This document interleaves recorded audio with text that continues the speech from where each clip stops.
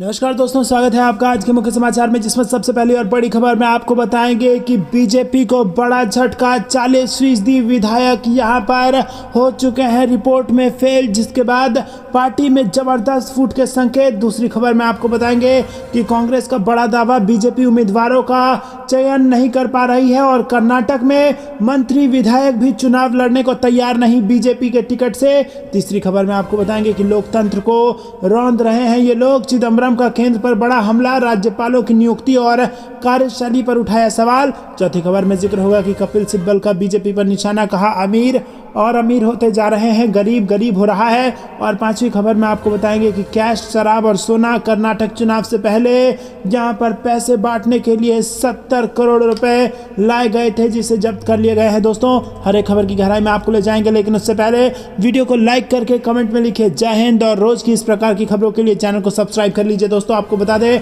पहली खबर में बीजेपी की नींद उड़ चुकी है। बीजेपी ने जो इंटरनल सर्वे कराया है उसमें 40% बीजेपी के विधायक फेल हो गए हैं, जिनको अब टिकट मिलना मुश्किल हो सकता है। जी हां दोस्तों, आपको बता दें कि मध्य प्रदेश में आगामी विधानसभा चुनाव को देखते हुए हर पार्टी अपने अपनी समीकरण जुटाने में लगी है, और विशेषकर बीजेपी अपनी तैयारियों में कोई कसर नहीं रखना चाहती है, और इसी के चलते पार्टी कई बार आंतरिक रूप से सर्वे करा चुकी है। और इस बार बीजेपी को जो रिजल्ट मिला है उसमें 40 ऐसे विधायक हैं जो चुनाव जीतने की स्थिति में नहीं दिखाई दे रहे हैं और उनकी स्थिति खराब है। तो दोस्तों, यहाँ पर अपने ही इंटरनल रिपोर्ट में 40 विधायकों की स्थिति खराब बताई जा रही है मध्य प्रदेश में भाजपा की, जिसके बाद यह अनुमान लगाया जा रहा है कि मध्य प्रदेश से भाजपा का सुपड़ा साफ हो सकता है। रुक करते हैं अगली ब्रेकिंग न्यूज की तरफ। कांग्रेस का बड़ा दावा, कर्नाटक चुनाव में बीजेपी उम्मीदवारों का चुनाव नहीं कर पा रही है भाजपा, मंत्री विधायक भी चुनाव लड़ने को नहीं है तैयार। जी हाँ दोस्तों, आपको बता दें कि कांग्रेस नेता और राष्ट्रीय प्रवक्ता रणदीप सुरजेवाला ने भाजपा पर निशाना साधा है और कहा कि चुनाव के आते ही भाजपा के कहने पर आईटी और ईडी छापे मारती है। सैकड़ों अधिकारियों को कर्नाटक भेजा गया है, लेकिन कांग्रेस कार्यकर्ता झुकेंगे नहीं। वहीं सिद्धारमैया ने कहा कि भाजपा विधायक भी जानते हैं कि इस बार कांग्रेस जीतने वाली है और इसीलिए वो कांग्रेस में शामिल हो रहे हैं। सुरजेवाला ने कहा कि आयकर और ईडी विभाग कांग्रेस के रथ को कर्नाटक की 150 सीटें जीतने से रोक नहीं सकता है। हम उन सभी नौकरशाहों और आईटी और ईडी के अधिकारियों से भी कहते हैं कि कल से शुरू होने वाले छापे का दुरुपयोग करने की मांग की जा रही है। भाजपा सरकार की ओर से आप जो भी गलत काम कर रहे हैं उसका हिसाब लिया जाएगा। दोस्तों, रुक करते हैं अगली ब्रेकिंग न्यूज की तरफ। लोकतंत्र को रौंद रहे हैं, चिदंबरम का केंद्र पर बड़ा हमला, राज्यपालों की नियुक्ति और कार्यशैली पर उठाया सवाल। जी हां दोस्तों, कांग्रेस के वरिष्ठ नेता और पूर्व केंद्रीय मंत्री पी चिदंबरम ने केंद्र सरकार पर एक बार फिर हमला बोला है, और चिदंबरम ने राज्यपालों की नियुक्ति और उनके कार्यशैली पर हमला बोला और आरोप लगाया कि सत्ता का हनन करके भाजपा राज्यपालों की नियुक्ति कर रही है और ये लोग लोकतंत्र को रौंदने का काम कर रहे हैं। चिदंबरम का यह बयान तमिलनाडु के राज्यपाल आर.एन. रवि की राज्य विधानमंडल द्वारा पारित विधेयकों को रोके रखने के उनके विवेकाधिकार पर की गई टिप्पणी के बाद आया है। गुरुवार को चेन्नई राजभवन में थिंक टू डेयर श्रृंखला के तहत सिविल सेवा के उम्मीदवारों के साथ बातचीत के दौरान राज्यपाल रवि ने कई मुद्दों पर अपनी बात रखी और इस दौरान उन्होंने राष्ट्रपति की सहमति के लिए उनके पास भेजे जाने वाले विधानसभा बिलों पर टिप्पणी की और कहा कि सरकार की तरफ से आने वाले बिल को लेकर राज्यपाल के पास 3 विकल्प होते हैं। दोस्तों, रुक करते हैं अगली ब्रेकिंग न्यूज की तरफ, जिसमें आपको बता दें कि कपिल सिब्बल का मोदी सरकार पर निशाना, कहा अमीर और अमीर होते जा रहे हैं, गरीब और गरीब। जी हाँ दोस्तों, आपको बता दें कि यहाँ पर राज्यसभा सांसद कपिल सिब्बल ने सामाजिक न्याय को लेकर प्रधानमंत्री मोदी की भारतीय जनता पार्टी की प्रतिबद्धता वाली टिप्पणी को लेकर शुक्रवार को पीएम मोदी पर निशाना साधा और दावा किया कि इस सरकार के शासन में अमीर और अमीर तथा गरीब और गरीब होता जा रहा है। भाजपा के 44वें स्थापना दिवस पर पार्टी सदस्यों को संबोधित करते हुए प्रधानमंत्री नरेंद्र मोदी ने भाजपा को विकास, विश्वास और नए विचार का पर्याय बताते हुए कहा था कि सामाजिक न्याय उनकी पार्टी की विचारधारा का अधिकार है।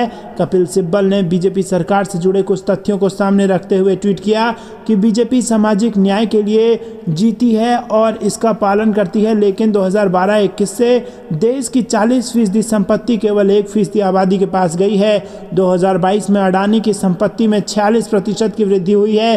सिब्बल ने ट्वीट में आगे लिखा और कहा कि जीएसटी का 64% निम्न वर्ग के 50% से आया, जबकि 4% उच्च वर्ग के 10% लोगों से आया है। अमीर और अमीर होते जा रहे हैं, गरीब और गरीब होते जा रहे हैं। दोस्तों आपको बता दें कि सिब्बल की ये टिप्पणी प्रधानमंत्री नरेंद्र मोदी के बयान भाजपा सामाजिक न्याय में विश्वास करती है और अक्षरशः इसका पालन करती है इस बयान के एक दिन बाद आया है। रुक करते हैं अगली ब्रेकिंग न्यूज़ की तरफ। कर्नाटक में कैश, शराब और सोना। कर्नाटक चुनाव से पहले बांटने के लिए लाए गए थे 70 करोड़। जी हाँ दोस्तों, आपको बता दें कि कर्नाटक में विधानसभा चुनाव को लेकर सभी पार्टी प्रचार प्रसार में जुटी हुई है और चुनाव की तारीखों की घोषणा के बाद से राज्य में मुफ्त के प्रलोभन का दौर शुरू हो गया है। सूबे के निप्पणी, भद्रावती, गड़ग और नरगुंड क्षेत्र से गुरुवार को 4.45 करोड़ रुपए की नकदी जब्त की गई है। चुनाव आयोग ने कहा कि 29 मार्च 2023 को आदर्श आचार संहिता लागू होने के बाद से चुनावी राज्य कर्नाटक में